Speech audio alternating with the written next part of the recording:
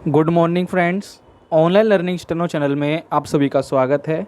100 शब्द प्रति मिनट की गति से संपादकीय डिक्टेशन स्टार्ट। हवा, पानी, मिट्टी हर जगह बढ़ते प्रदूषण को लेकर समय समय पर चिंता जताई जाती रहती है। विभिन्न शोध संस्थान इसे लेकर अनुसंधान करते और उनके आधार पर अपने नतीजे प्रकाशित करते रहते हैं। इसी कड़ी में शिकागो विश्वविद्यालय के वायु गुणवत्ता जीवन सूचकांक के तहत किए गए शोध में बताया गया है कि प्रदूषण के मामले में भारत पहले स्थान पर है और यहाँ बढ़ते वायु प्रदूषण की वजह से लोगों की जीवन प्रत्याशा लगातार कम हो रही है। इस अध्ययन में कहा गया है कि अगर वायु प्रदूषण पर काबू पा लिया जाए तो लोगों की उम्र 5 से 6 साल तक बढ़ सकती है। हर साल ऐसी चेतावनी देते कई अध्ययन प्रकाशित होते हैं। तब लगता है कि सरकारें इस दिशा में कुछ व्यवहारिक कदम उठाएगी, मगर हकीकत यह है कि इन अध्ययनों के आंकड़े बाकी सूचनाओं की तरह महज कुछ देर के लिए हमारी जहन में तैरते हैं और फिर तिरोहित हो जाते हैं। अब सर्दी आने को होती है और दिल्ली तथा कुछ अन्य महानगरों में कोहरे में मिलकर प्रदूषण धरती की सतह के आसपास घना हो जाता है। लोगों की सांस की तकलीफ बढ़ जाती है। तब सरकार कुछ हाथ पांव हिलाती नजर आने लगती है। हमारे देश में प्रदूषण की वजहें छिपी नहीं हैं, पर सच्चाई यह है कि सरकारों में उसे रोकने की इच्छा शक्ति नहीं है। महानगरों ही नहीं, अब तो छोटे कस्बों से लेकर गांवों तक में वायु प्रदूषण मानक स्तर से काफ़ी अधिक रहने लगा है। इसका पहला बड़ा कारण वाहनों से निकलने वाला धुआं है। अनेक बार सलाह दी गई कि वाहनों की खरीद बिक्री को नियंत्रित किया जाए, सार्वजनिक वाहनों को अधिक सुगम और व्यवहारिक बनाया जाए, मगर इस पर किसी भी सरकार ने ध्यान नहीं दिया। जब वायु प्रदूषण जानलेवा साबित होने लगता है तो दिल्ली सरकार सम विषम योजना जरूर लागू कर देती है। इसके अलावा वायु प्रदूषण का दूसरा बड़ा कारण कल कारखानों, ईंट भट्टों से निकलने वाला धुआं है। भारत अभी विकसित होती हुई अर्थव्यवस्था है, इसलिए विकास कार्यों, औद्योगिक उत्पादन पर विशेष बल रहता है। हालांकि इसमें कल कारखानों के लिए प्रदूषण नियंत्रण संबंधी नियम कायदे लागू हैं, पर उन पर कड़ी निगरानी ना रखी जाने की वजह से वे इनके पालन से बचते रहते हैं। हालांकि अब बैटरी और नैसर्गिक गैस से चलने वाले वाहनों को बढ़ावा दिया जाता है। गाड़ियों में धुएं को पानी में बदलने वाले यंत्र लगाए जाते हैं, मगर अब ये उपाय भी कारगर साबित नहीं हो रहे। हमारे यहाँ जीवन प्रत्याशा घटने के पीछे एकमात्र कारण वायु प्रदूषण नहीं है।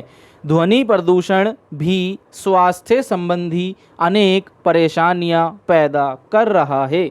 मिट्टी के भीतर घुलता जहर अनाज, फल और सब्जियों के जरिए शरीर में पहुंचकर कई जानलेवा बीमारियों को जन्म दे रहा है। पानी तो अब देश में कहीं भी साफ किए बगैर पीने लायक नहीं रह गया। नदियों में बढ़ते प्रदूषण को रोकने के लिए वर्षों से महत्वाकांक्षी योजनाएं चल रही हैं, पर उनका कोई उल्लेखनीय असर नज़र नहीं आता। इन सारे तरह के प्रदूषणों पर लगाम ना लग पाने की बड़ी वजह सरकारों की उदासीनता और संबंधित महकमों का भ्रष्ट आचरण है। वायु प्रदूषण कम करने को लेकर सरकारों की सतर्कता अधिकतर पराली जलाने और वाहनों का प्रदूषण स्तर जांच कर उन पर जुर्माना लगाने तक ही नज़र आती है। बड़े पैमाने पर प्रदूषण फैलाने वाले कल कारखानों पर उनकी कृपा दृष्टि ही बनी रहती है। कश्मीर को लेकर तालिबान का ताज़ा रुख भारत के लिए गंभीर चिंता का विषय है। तालिबान ने अब दो टूक लहजे में कहा है कि कश्मीर सहित दुनिया के सारे मुसलमानों के लिए आवाज़ उठाना उसका फ़र्ज और अधिकार दोनों है।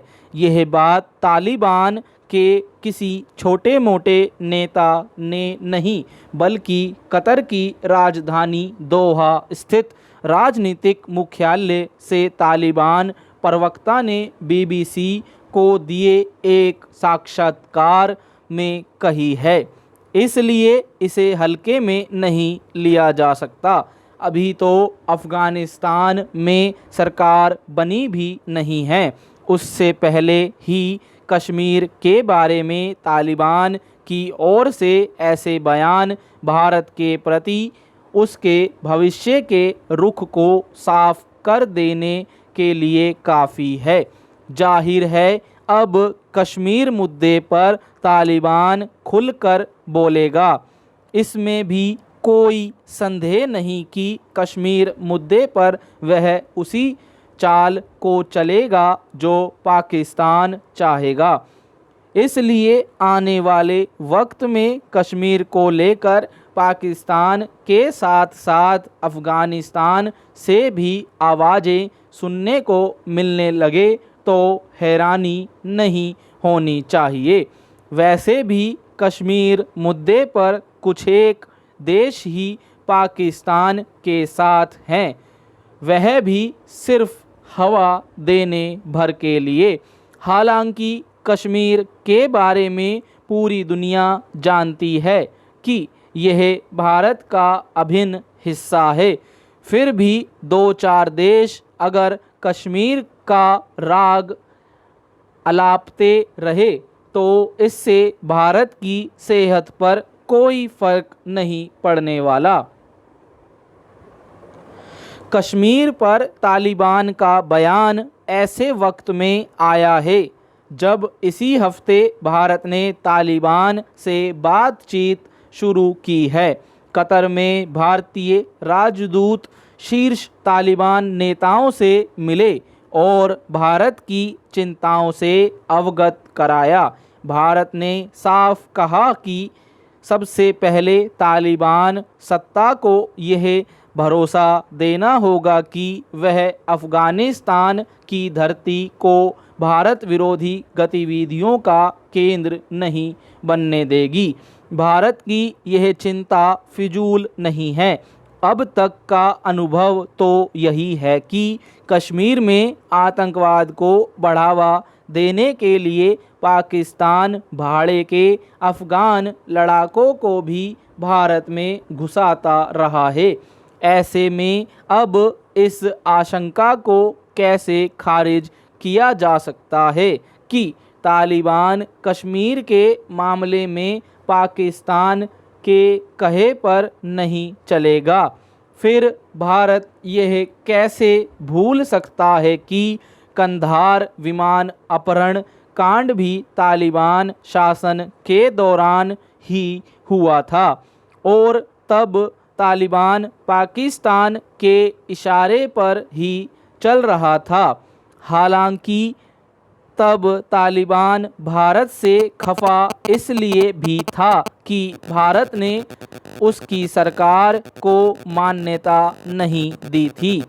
ऐसे में अब भारत को लेकर तालिबान की रणनीति पाकिस्तान के प्रभाव से जरा भी मुक्त होगी, यह कह पाना मुश्किल है। स्टॉप। फ्रेंड्स, पीडीएफ का लिंक आपको नीचे डिस्क्रिप्शन बॉक्स में मिल जाएगा। आपको हमारी डिक्टेशन कैसी लगी कमेंट बॉक्स में अपने सुझाव ज़रूर दें। अगर आप हमारे चैनल पर नए हैं तो चैनल को सब्सक्राइब कर लें और बेल आइकन प्रेस कर लें ताकि आने वाले वीडियो के नोटिफिकेशन आपको अपने YouTube channel online learning steno में मिल सकें। धन्यवाद, मिलते हैं अगली वीडियो में।